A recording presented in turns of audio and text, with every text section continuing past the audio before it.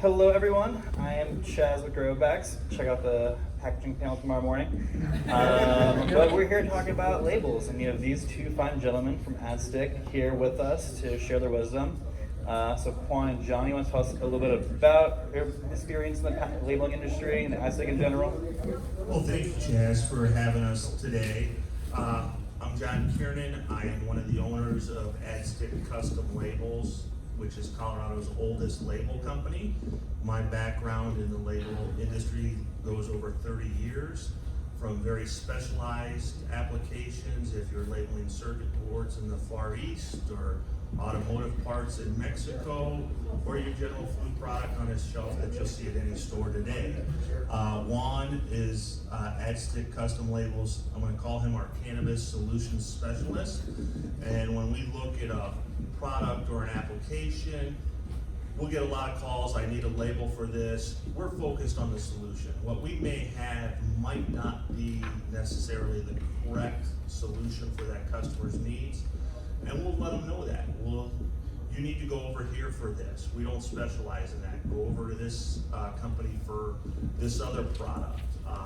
So we really try to separate ourselves from a point of finding a solution, what's the most economical solution for that customer, not only today, but going forward.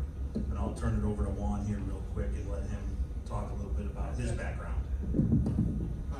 Hi, my name is Juan Cantu. I've been in the printing industry for 15 years, started from the ground up, putting stuff in a box for a company, all the way up to running a machine and printing those beautiful labels for customers. Now I do the sales for AdStick. It's really good. I've learned a lot about the cannabis industry in the last 3 years I've been with AdStick. I came from California before we became a regulated state, and so it's nice to help all my clients now have their compliance, product labels, stuff like that. Booyah. We got some real labeling experts on stage with us.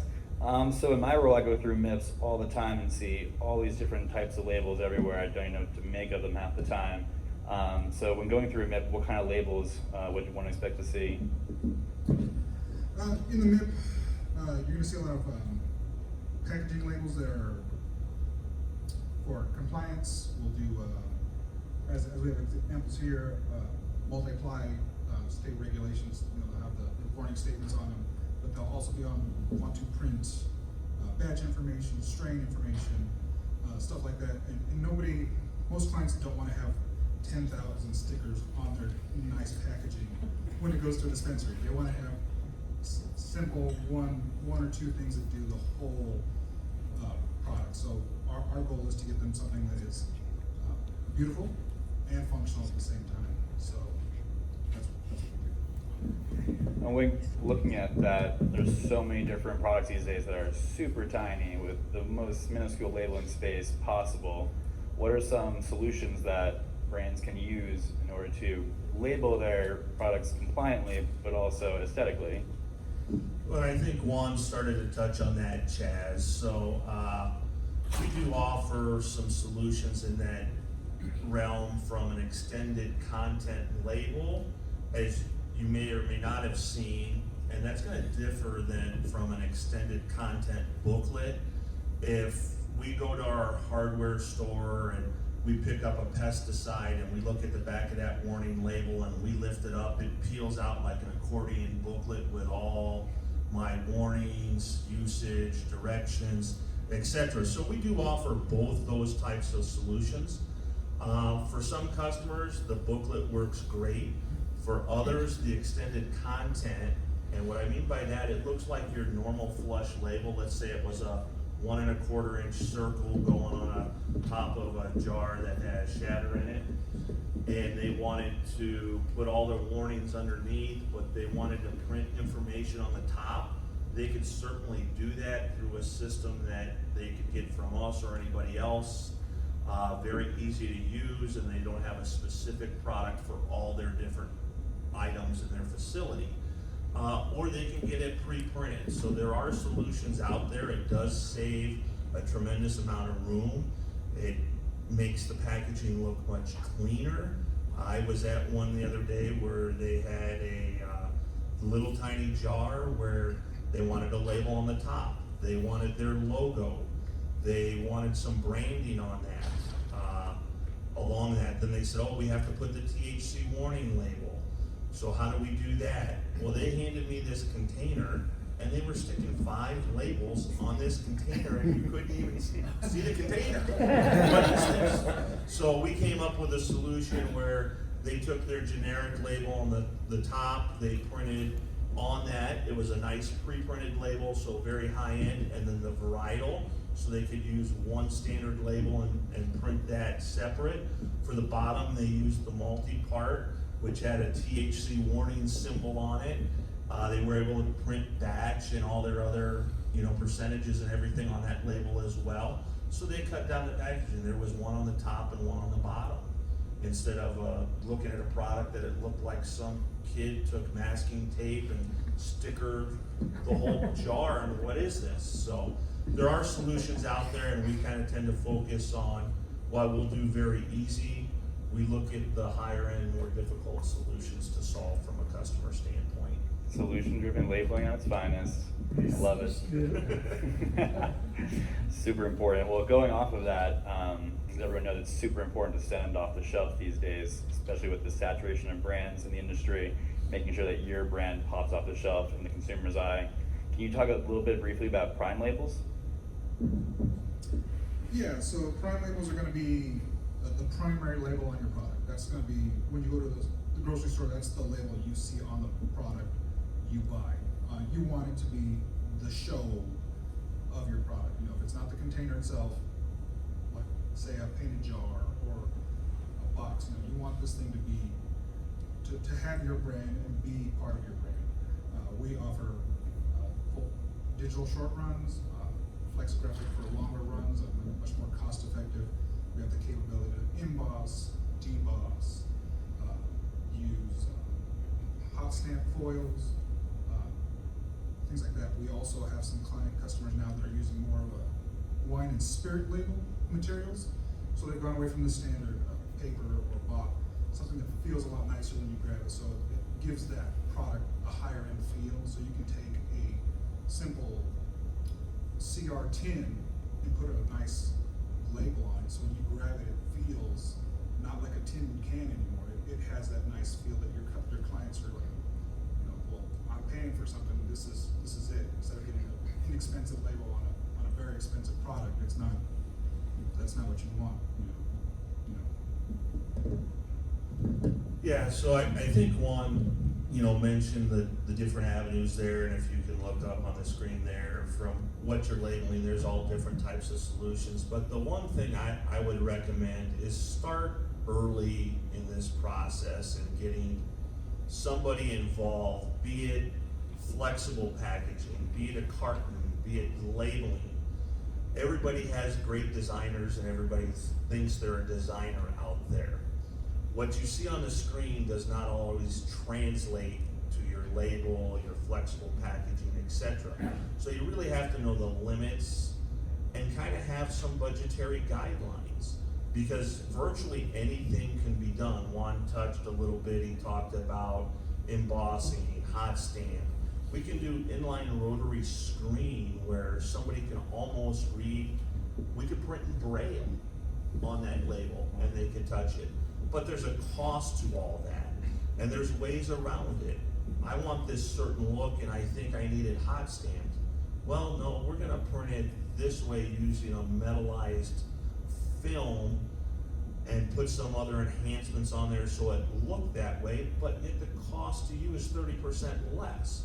So really, what do you want to stand out in the marketplace and what's your vision? But get somebody involved early, no matter what it is, from flexible packaging, boxes, labels, any of that, before you get too far down the road and have to start all over again.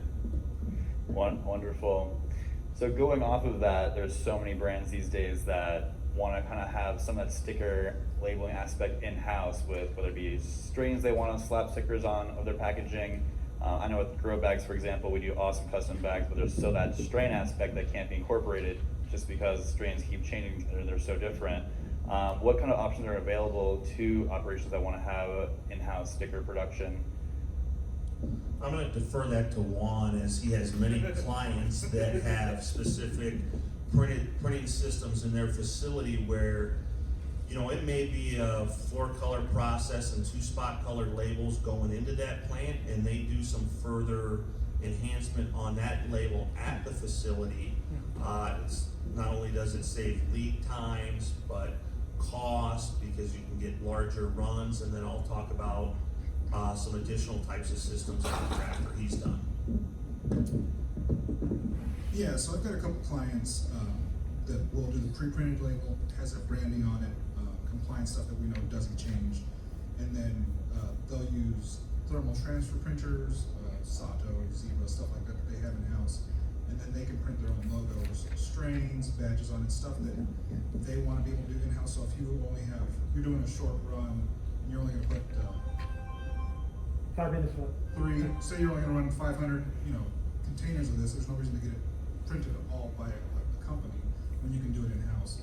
I also have customers that do full color printers in their facilities on rolls. They're not the laser printer like you have in your office, but they're set up to run special materials so they can print full color. There's multiple companies that do that. We have to learn what the capabilities of each printer is, because some may not be able to do circle labels. So we have to design a special label that is a circle inside of a square, which sounds kind of silly, but it lets their machine print to their capabilities. We're in the solutions industry. I gotta help them get the most out of their equipment. And I guess going to that a little bit, Juan spoke about learning the different types of systems. So a majority of the customers out there may use a thermal transfer printer. They'll print their batch number, they'll print strain, license number on that label per se. But then you have others that get out there that will use inkjet systems. Inkjet systems allow them to print something very readily at their facility. The smaller inkjet systems that generally those customers buy aren't the greatest. They don't look as nice as a prime label out there. But it all depends on what their need. If time crunch, they need something in 2 hours and they want to print it out now, that's great, and they don't care about the cost. But I encourage probably every client to review their labeling or packaging once a year to see what's changed. We had a customer early on that came to us and said, hey, we're using these standard bags, we're labeling it. He said, this is how we're doing it. And he came and said, oh, here's my invoice, and I spend $6,000 a month. I said, I don't even have to go back to my facility, and I'm gonna tell you, it's not gonna cost you more than $3,000 a month. We got back there, we're very automated, put everything back in, and it came up $1,800 a month. It's because they didn't take the time on the front end to really explore what is the best solution for their application. It could be a label, it could be a pre-printed bag. There's all different ways to get around it, so really trying to understand where you want to go in the long run and where you're at today and how do you get there from a solution standpoint, fitting into some budgetary constraints. Love that. Keeping overhead costs low by coming up with smart solutions. So we only have 2 minutes left, so let's leave the audience with one major key. So many brands are redefining themselves constantly after they create their first batch of labels, and they're like, oh, we want to show ourselves off in a different way and have to go back to the drawing board. What's your top key to starting that labeling process and making sure that the label you create the first time around is the right label? It's good to have meetings, a couple meetings with your designers, your marketing company, and then the company that's going to actually produce the product for you. If you come in with that marketing person and they say, this is what's going to be the best solution for you, and then you bring it to your pre-printed bag company, the label company, or the box company, and they see it, they're like, this is way beyond our realm, we can't do it, we'll have to outsource it to overseas or something like that. Those are things that you may not realize when you first start the project, so then a project, instead of being a 3 or 4 week thing, turns into a 3-month, a 6-month project, because you have to realize the capabilities of all, what your manufacturer can do for you. And I think Juan hit on that pretty good, and we touched on it throughout. So I mean, the very initial phase is the planning phase. What is this product for? What do you want to do with it? How do you envision it? And then you start developing that. That could be 3 or 4 different companies involved in that. In this case, you see a container, you see a box, you see a label on the front of the box or the front of the container, the cartridge. There's a label that goes on the back. If you wait all the way till the end, you forgot something, you missed something, you got something manufactured that you cannot use, and then you just wasted a lot of money.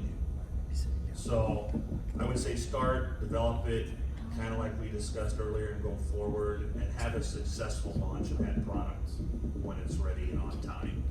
Very, very insightful. Thank you so much, gentlemen, Juan and John from Adstick Labels. Give it up. Don't forget.